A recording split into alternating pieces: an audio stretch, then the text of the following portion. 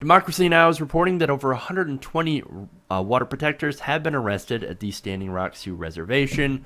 Over the weekend, over 100 people were arrested at a peaceful march after they were confronted by police in riot gear carrying assault weapons.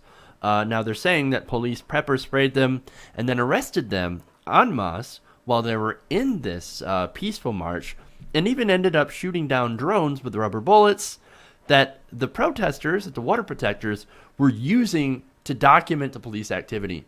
Oh, hey, look, there's a drone with a camera. Let's shoot it. Great. Now, those arrested Saturday are facing charges including assault on a peace officer, engaging in a riot, and criminal trespass. A riot. That's what they're saying. Now, look, the pipeline company is doing the equivalent of tearing up a graveyard. Okay, imagine if some pipeline company said, "Hey, you know what? Where your grandma's buried, we're gonna put a pipeline through that. So sorry, we're gonna tear that right up." They did that to you, you'd riot. I'd riot. But see, these people, they're not rioting. They're actually doing peaceful marches.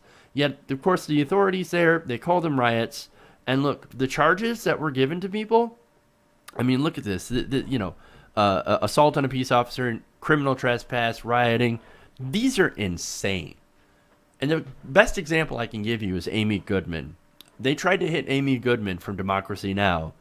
As rioting. She was doing her job documenting the fact that police dogs were there and they were being sicked on people, trying to basically stop their water and the water source of millions of people from becoming contaminated if this pipeline gets built. Yeah, and let's not forget about Dea Schlossberg, who could be going to jail for up to 45 years for documenting when people shut the pipeline off. Yeah, and so like this is insane.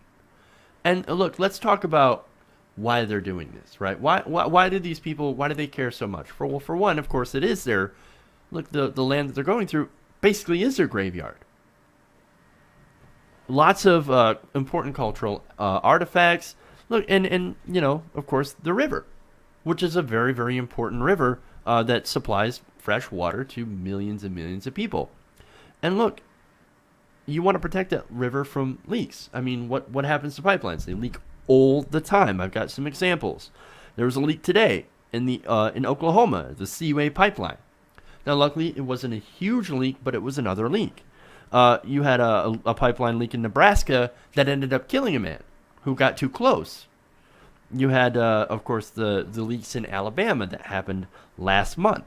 So those are just a couple of examples. I'm sure there are many more that are out there. These pipelines leak. And if the Dakota Access Pipeline leaks, we're looking at millions of people who will lose their access to clean drinking water.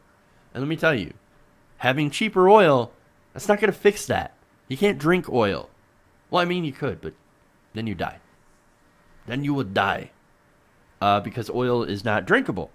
So, look, that's the situation that we have. Well, some people need to be pointed out that you can't actually drink oil. Fair enough. Yeah, you've got these politicians and these, people on Capitol Hill and these lobbyists that are looking at this and they don't seem to understand why there are over 200 Native American tribes, countless celebrities. You've got Shailene Woodley out there. You've got Mark Ruffalo. You got Bernie Sanders talking about this, urging Obama not to allow this pipeline to be built. They don't understand why all these people are getting together and standing up against the oil company.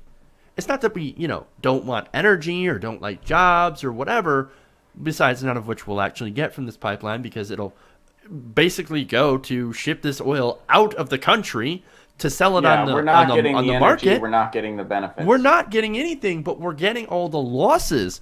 And trust me, the reason I bring up these different pipeline leaks is because it's going to happen. We're not making this up.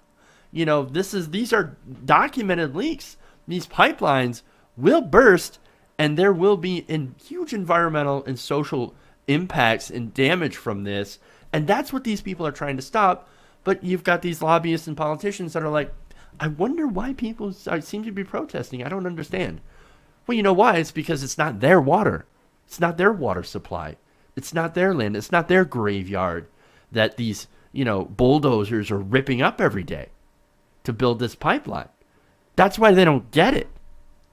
Yeah. Well, and I think something we need to point out here, too, is that, it has been the norm for protesters to be strip searched when they're taken in and to be grossly overcharged. And this whole issue has been significantly underreported. It's taken your Amy Goodmans, Democracy Now!, places like that to talk about what's actually going on. The corporate media has ignored it. Why have they ignored it? Well, because if you turn on CNN or Fox News or even MSNBC, pretty much every third commercial is going to be from the oil and gas company. It's been this way for years, and it continues. Environmental stories are constantly marginalized because of the amount of advertising money oil and gas companies spend. Meanwhile, our water is being significantly affected. I mean, the Keystone XL pipeline, part of it goes through like an aquifer that accounts for nearly 20% of the nation's water supply. And yeah, violations are so much more fluent than we realize. I mean, I did a media ecology study on the fracking industry in Pennsylvania when I was there for graduate school. Granted, it's not the exact same thing, but they're definitely cousins here. And they committed over 2,800 violations in the year 2011. The media reported on maybe one or two of them, but they committed 2,800 violations, some more significant than others, granted. But 2,800, and these are by the Environmental Protection Agency laws, which one could argue, thanks to Dick Cheney, are more lax than they should be to begin with. And then, of course, you have Donald Trump that would do away with that altogether. Right. So, yeah, I mean, it's not okay what's going on, but the reason law enforcement can get away with what they are getting away with is because you don't have a media that's shining a light on this. It's taken the arrests of like I mentioned before, Shailene Woodley, who, ironically, she was arrested while she was live streaming to somewhere around 40,000 people over Facebook. Mm-hmm. That actually got attention. And, there were numerous blog entries about it. So, look, it is good that people who have a higher profile that are doing this for the right reason are out there and they're, they're endangering their careers. They're getting in trouble with the law, getting arrested. But what they're doing is they're raising awareness. And it's good that they're out there. But it's sad that they're the ones that have to be out there, that we have to actually have a celebrity or a movie star out there or an actress. And that's not to put down her wonderful, excellent work. But it's more of a sad reflection on our society that we have to have high-profile people arrested for everyone else to give a damn. And even so, the media companies, as you point out, are still not doing the job. They're still not reporting on this. And look, it all comes down to the money. You got to follow the money. And the money is in oil and gas. Mm-hmm. And they pour it into media. Mm-hmm. Hey everybody, thanks for watching this video. If you want to see more like this, please hit the subscribe button below. And if you want to support truly independent, non-corporate media, go to our Patreon page and become a patron. Patreon.com/TYTNation.